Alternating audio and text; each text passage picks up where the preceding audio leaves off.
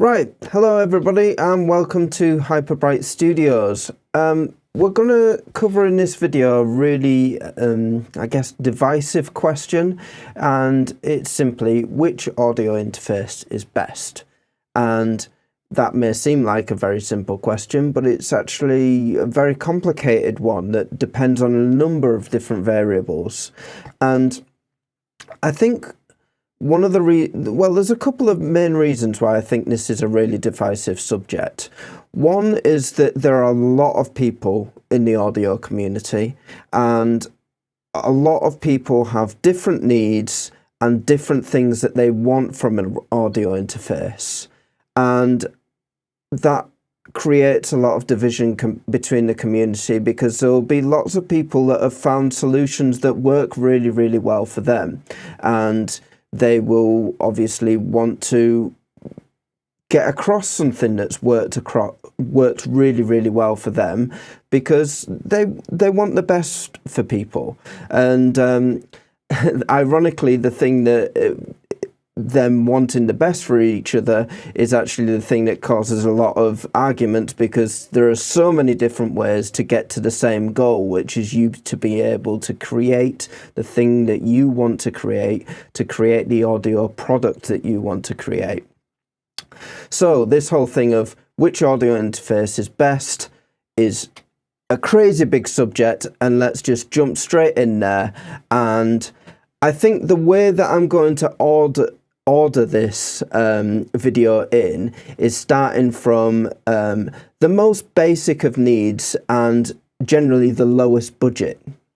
Okay, so let's say you have a budget of less than £100, and let's make an assumption also that you have actually quite a basic audio need.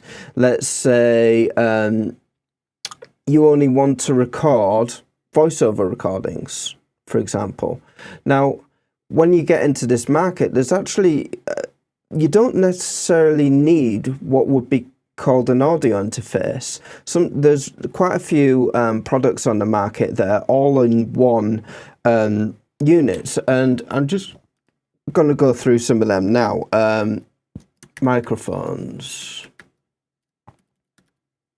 Now, USB microphones, you can get all sorts of things like, well, I mean, there's someone here as cheap as 35 quid, 44 quid for these Sub-Zero microphones that Gear for Music do. There's all sorts of USB solutions that are basically putting all of the recording, the microphone, sometimes they have headphone preamps, and basically putting a lot of different things into one device. And there's a lot of people that just do voiceover, streamers, gamers, will sometimes just want something that you just plug in and it does the job for podcasting or gaming or streaming and things like that. And there are absolutely tons of options out of there. Now, one of the issues is I've had some clients in the past that have sent me recordings that have been done on these kind of microphones, because you know, they've thought, oh, it's by a brand like, say, Blue or AKG or whatever. And now I've never had actually a good result from somebody sending me a voiceover on one of these. It might be good enough for streaming, but when you compare it to kind of like really good broadcast microphones and the processing that goes in afterwards, like gates and things like that, I personally haven't found one that really works. I think the one client had sent me something that was recorded on one of these Blue snowballs, and it sounded pretty awful, to be honest. That said, huge amount of different things on the market. I personally would stay away from these uber cheap options like Sub-Zero. in my experience with working with any Sub-Zero things, I bought one thing by Sub-Zero, which is a little headphone preamp, and it was the noisiest headphone preamp I've ever used in my life, and it was awful.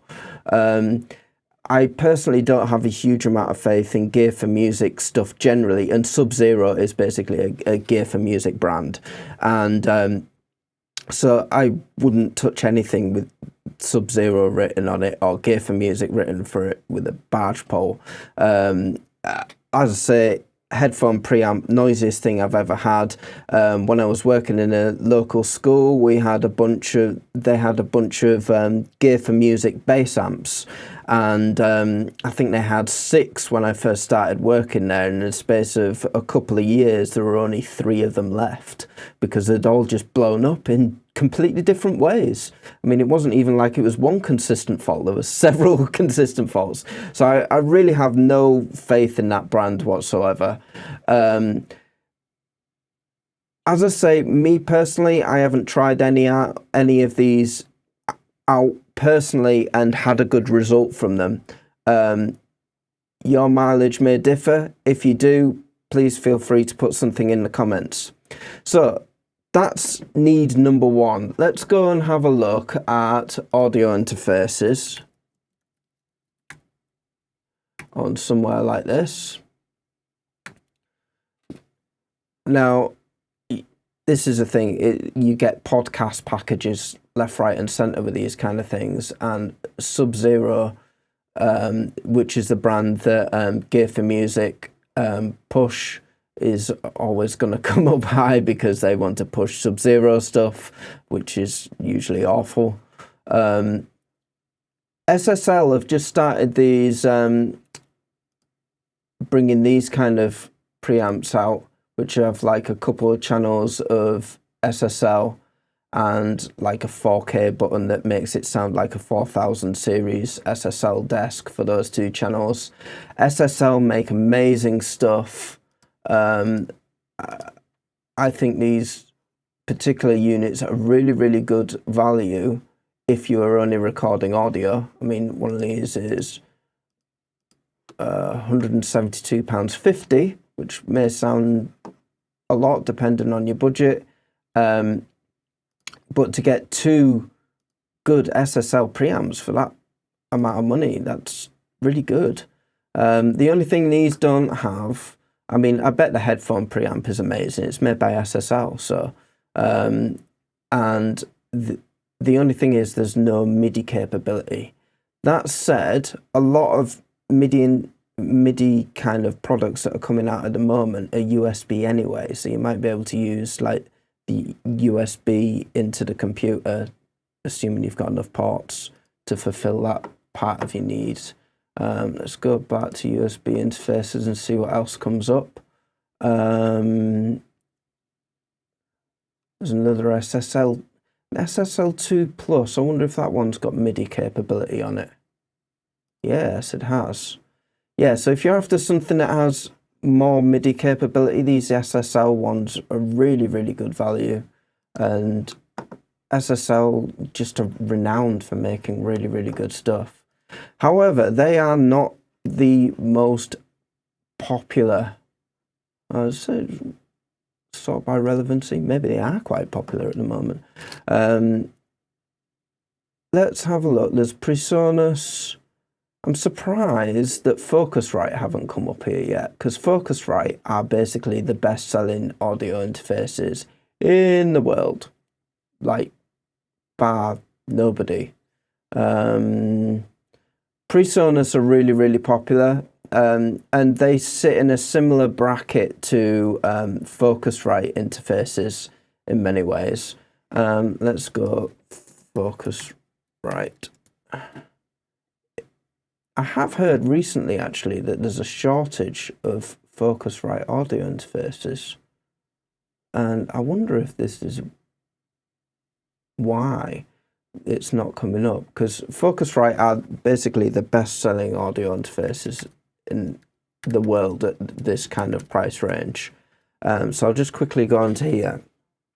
The Focusrite Scarlett range is just, everybody has them. And let's go USB interfaces.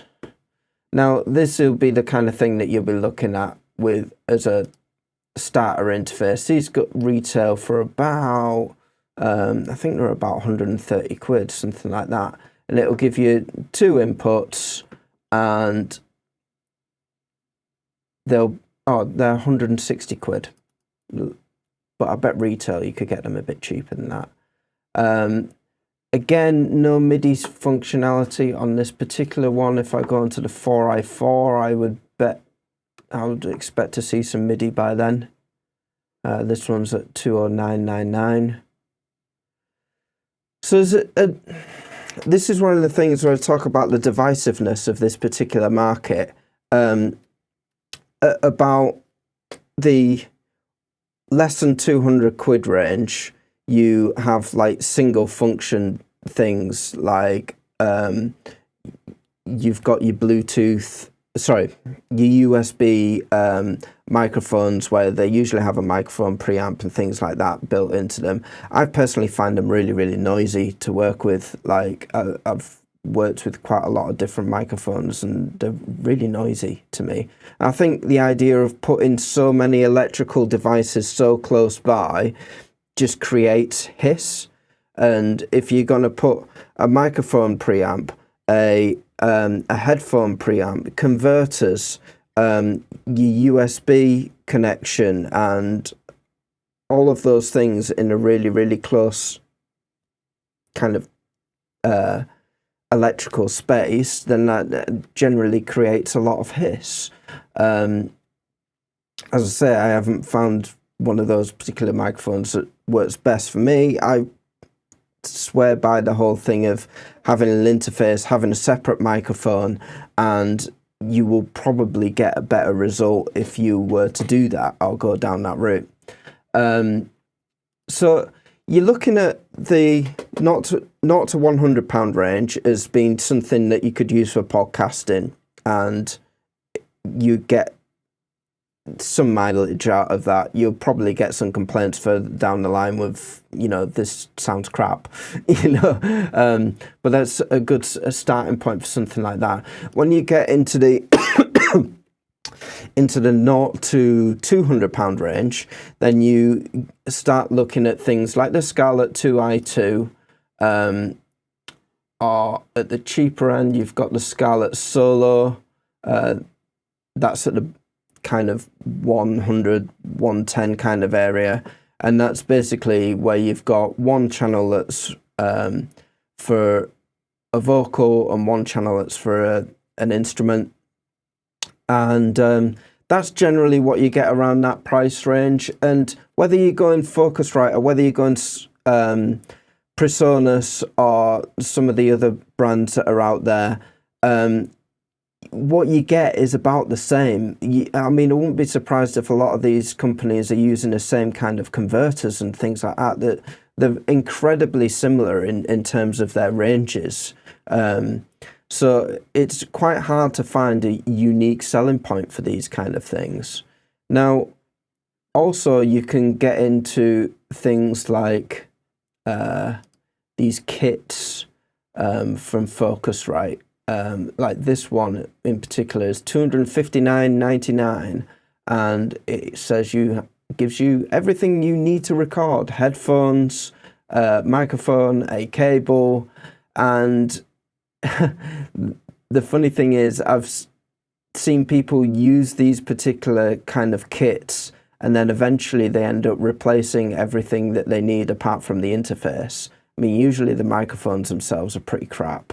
And usually, well, the headphones might have some mileage to them, but usually the microphones that come with these kind of kits are pretty rubbish. It's because they're doing everything on a budget. And the fact of the matter is, to record good quality things, you need good quality microphones. And if you look at a kit like this, you're probably looking at £8 for the cable, maybe £30 for the headphones. The interface is 160 quid. So you got 160 plus say 30 for that. So you're looking at about a £60 microphone. and I've yet to find a good microphone for £60 in the condenser microphone kind of category. T-Bone, like things like the T-Bone SC450 are okay, but I think really to get something that's got decent microphone, I mean, the best budget microphones I've found are, well, not quite budget microphones, the Aston Origins. I mean, these retail for about $220, something like that, and they sound amazing. They have a built-in pop shield to them, so you don't even have to bother putting a pop shield in front of them. And you know, you can get like a little stand like this, plug it into a microphone, and that's a perfect podcast setup right there. And that will sound much better even than the I mean, I'm kind of using a lapel microphone for recording, mainly because it's convenient, to be honest. But you don't necessarily have to go down that route. So anyway, let's talk higher end when you're getting 300 to 600 pounds kind of category. Then you start getting into possibilities of things like these Rode podcaster things are great for podcasters because they're like a kind of a mixing desk setup thrown in there. And you've even got like Bluetooth inputs and things like that into there, which could be really handy if you're doing podcasting and you want something that's like an all-in-one audio solution. You've got several different microphones going on. That's a really, really cool solution for that kind of problem. Then you have the first of the universal audio interfaces, and UAD do some really, really cool stuff. This is a USB 3 one. Most of the UAD Apollo stuff, one thing you've got to watch out for is if you are on PC, you will be incredibly limited in terms of what the UAD delivers for you. For one thing, I don't think they've actually got a recording studio system called Luna, which is great because it's like recording in the box with the UAD plugins, and you have kind of analog summing all within the box, which is very similar to AVID Heat. And AVID Heat's really cool as well. It's a similar kind of thing. It's like working in an analog summing box. However, on PC, you'd be limited to using their USB range of interfaces rather than their Thunderbolt range of interfaces. Now, the Thunderbolt range of interfaces are basically all the big ones. And so I think there's some FireWire interfaces that UAD make, but they're their old ones. So if you are on PC, I would stay clear of universal audio because you're going to be limited to what it can do, really. And the whole power of the UAD system is to be able to use things like Luna and to be able to use like daisy-chained interfaces, and the expandability of those setups is really, really powerful, albeit very, very expensive. I mean, my system in here, the audio interface was about £3,000. The Apollo X4 was like 1,200. I got that second hand. I think new, they're a lot more than that.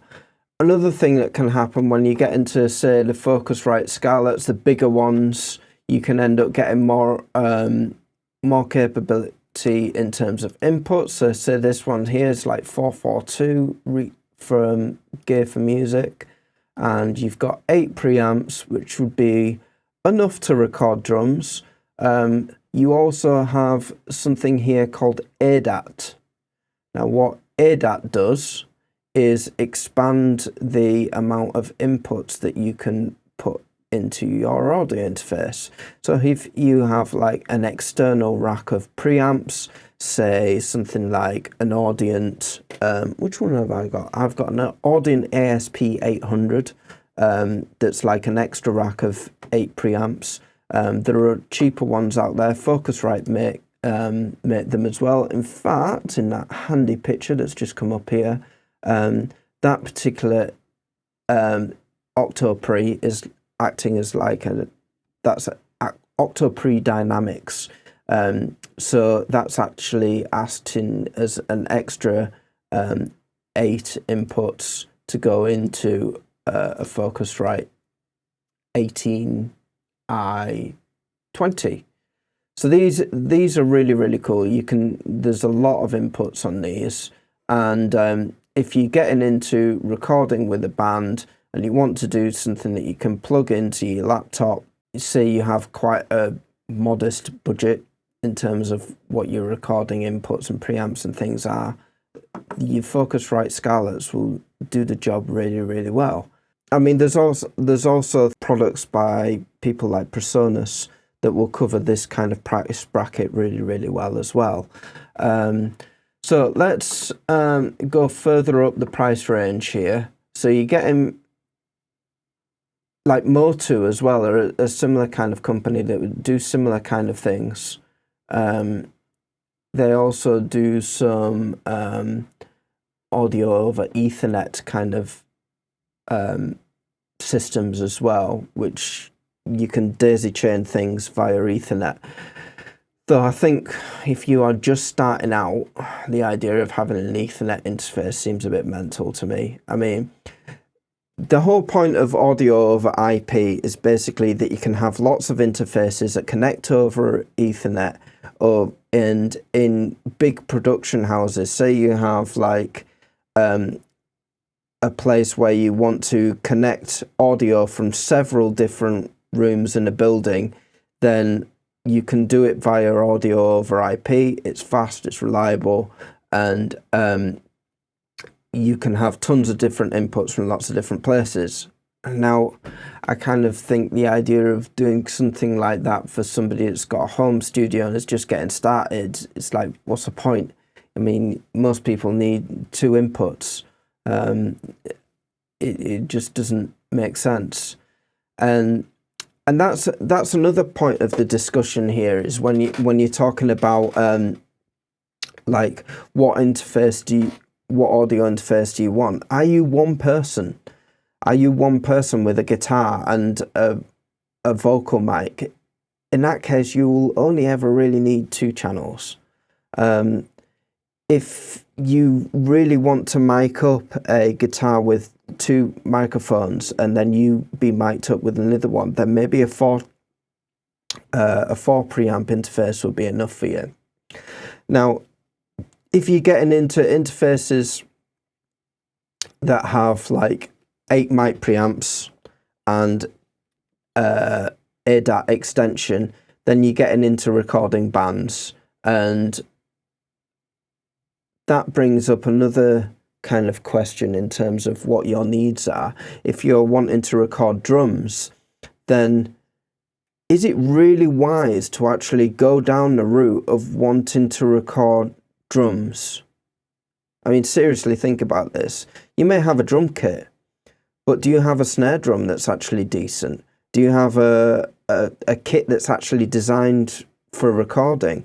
I mean, the drum kit that I have here, it's behind me, I ended up spending $2,000 on the original kit, including the cymbals, because I got like Zildjian hybrid cymbals, and it was a Mapex Armory like drum set. And then I've ended up getting lots of additions on top of that to make the drum kit actually sound good. Things like getting the new skins on the new screens for everything, basically, and EMAD heads, and I think they are G1s, I'm not sure of the brand. There's things like Moon Gel and stuff like that, and the snare drum itself is a Ludwig Black Beauty.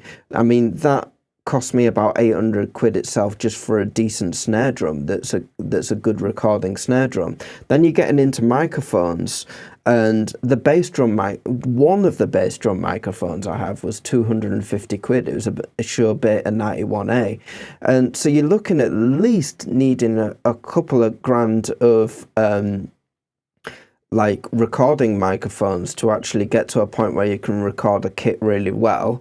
And then you've got to actually acoustically treat the room, and that cost me about £1,000 in terms of acoustic treatment for a room, and like insulation for the carpet to stop the amount of noise coming through the carpet. And you see there's all of these escalating costs that come into play when you talk about recording drums that go way beyond the audio interface itself.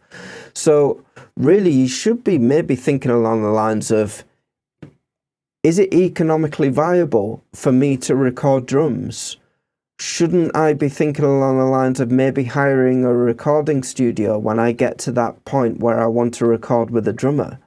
I mean, you can do things at home, like using things like addictive drums. I mean, that's one of the great things about Focusrite, is actually they give you loads and loads of extra software with their audio interfaces that includes a program called Addictive Drums. You get a free version of Addictive Drums and a few other bits and bobs as well. So as far as a composer-writer scenario, why would you need anything more than 2 preamps, or maybe 4 at a push?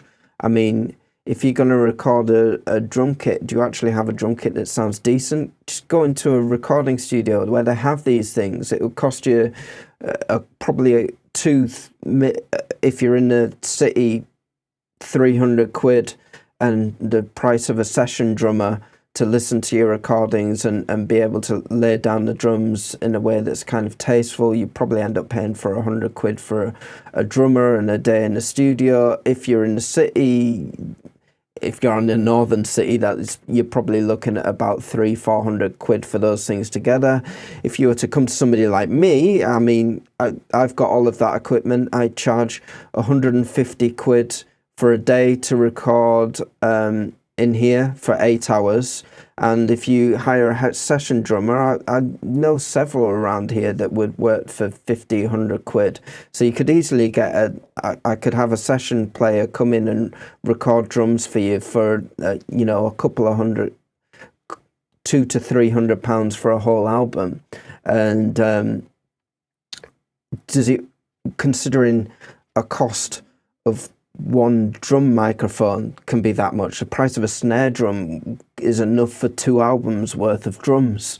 You know, it just doesn't kind of make sense unless you're wanting to go to the extent that I have, where I'm wanting to make it into a business. Anyway, that's kind of part of the course. So let's say you are wanting to go into making this into a business, and you want to go into that £1,000 to £3,000 kind of range. One of the things when you start getting into the different price ranges, once you get beyond about £1,000, then you start talking about Thunderbolt interfaces, Ethernet audio interfaces, and things like that. Because generally, if you are paying into this higher bracket, Thunderbolt interfaces are really fast latency, and some USB Type-C ones match that latency quite well. Ethernet is incredibly fast latency as well. So one of the things that you get when you get into this really high price range is faster latency. So let's look at Thunderbolt interfaces here. You got Universal Audio. One of the things I've noticed with Universal Audio recently is they've started selling all of their interfaces as Heritage Edition, and they've basically sneakily put the price up significantly because they're bundling a lot of their plugins in with the device, which is great in some senses, because if you were to buy those plugins separately, then they're it's a good value deal you're getting for the plugins. However, it's also cheekily notched up the price of their hardware quite significantly. I'd say by at least a couple of £100. I mean, looking at this one here, the Apollo Solo Thunderbolt 3 Heritage Edition, they were £400 when they first came out, and now they're being sold for £599. So you basically got at least £200 added on top of the value of your interface. You got this one here. When I bought my UAD Apollo XP, it was 2,700, and it came with a UAD Octo satellite included, which is about £1,000 separate, and now they're going for 3,180, so you're probably about £500 extra just for the sake of getting it Heritage Edition, and you don't get any extra DSP out of that. So I'm not really convinced UAD are as good value as they have been. Usually when an interface gets a couple of years older, it gets cheaper. Somehow they've managed to make this more expensive. Looking at Antelope, this is some serious money when you're getting into Antelope stuff. What's this? Antelope Synergy Core. This is new. What we got?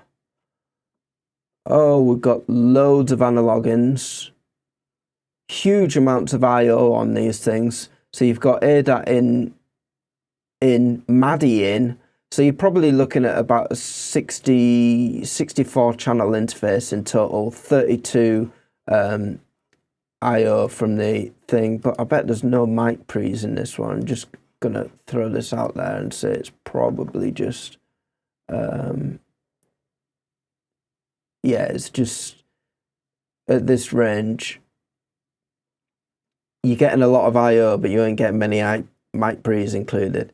Now, this is another thing when you're getting these really, really high-end interfaces. It's a when we talk about what your audio needs are, like, do you want 8 mic pre's?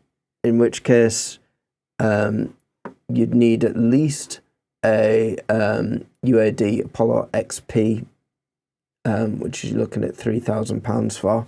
Now, think, what do I get more for that £3,000 compared to another device, like say a Focusrite 18i20, which we saw earlier retails for about £450, something like that. So what am I paying £2,500 for? It's a perfectly reasonable question to ask. And one is the power supplies are external. That's a big one. Okay, so your power supplies for all of your UAD units are always external. So if your power supply blows up, you don't have to replace the entire audio interface. You can just get a new power supply. Lots of Focusrite things, I've had the power supplies go in them. I have a Claret downstairs, power supply went in it, blew the whole main board, and so I had to get the power supply replaced and then all of the main board replaced as well. And I've had an Audion ASP800, the power supply went on that. And because the power supply was built inside, rather than it just cutting off power to the thing, it decided to melt inside, and then I ended up having to replace the main board for that. And power supplies being outside of things is actually a really, really good idea. It's a bit chunky because you've got this big chunky thing that you've got outside, but if you've got an audio interface and it blows up, then it's much better to just pay for a power supply than it is for the entire unit. Okay, so that's one thing. Another thing is UAD plugins. Universal audio plugins are basically the best audio plugins of emulation of analog gear by a long, long, long, long way. They really, really do sound authentic and really, really cool. They're expensive as well. I mean, one of the things I would say, if you're going to buy these kind of plugins, what I would do is wait for sales and then buy sales of the cheaper plugins first, because every time you buy a plugin and you make a purchase, you get like a 20 a £20 like voucher off the next ones, and they sometimes give you vouchers into your account on a regular basis. And what you can do, you can basically trial plugins for like, I think it's a couple of weeks. You can trial a plugin for, and then every time you buy a new plugin, it completely resets your account, so you can trial those same plugins again. So you can basically just pay like a 20 quid plugin and then have every single plugin that UAD makes for a couple of weeks, and then like a couple of weeks down the line just buy another 20 quid plugin. And there's a few savvy ways around this this UAD system of plugins, which can mean that you have access to a lot of these plugins over a long period of time. And gradually, as you do that, the amount that it costs to buy UAD Ultimate, this here package here, which has, well, everything in, and as you can see, I've got all of these now, and you basically build up to having all of the plugins bit by bit. And I just think these plugins are amazing. I mean, one of the things that's great about the UAD system, I'll just bring up the console here, is that you can record with zero latency and with channel strips and things like that, all at the tracking stage. So like the recording that I've got going on here, for instance, I'm going through an SSL preamp, which is then going through a channel strip, which is over here. So all of the audio from the dialogue is going into here, which is, I mean, it's just great. I mean, just being able to track with effects without taking up any CPU power. I mean, all of the recording that's going on to here is zero latency. It's all going through this UAD system where everything is zero latency and with effects. So it just makes editing afterwards really, really easy. And if you record with Unison Preamps, this is another thing that is a product that's really, really cool that I just showed there. Unison Preamps like this basically emulate being plugged into a channel strip like this. So let's say you want to use a Neve console or an SSL console, then you can go through and basically change the Unison preamp to whichever preamp you want, and it will match the impedance of the input. This is completely unique to UAD. No other system does this. And whenever you get any other audio interface, say if you get like Waves plugins or something like that, then what you are essentially doing is you are putting a sound on top of the character of the preamp that you own. So say if you have a Focusrite Scarlett, for instance, and you put a channel strip plugin by somebody at Slate Digital or something like that, then what you're doing is you're imparting that preamp sound on top of the sound that's come from the Focusrite preamp itself. So you're never going to get exactly the sound of a preamp unless you do things like the Unison technology does. Impedance, the way that the microphone and the preamp interact with each other in terms of the electrical signal, is something that only UAD can copy. Okay, so that's one of the major selling points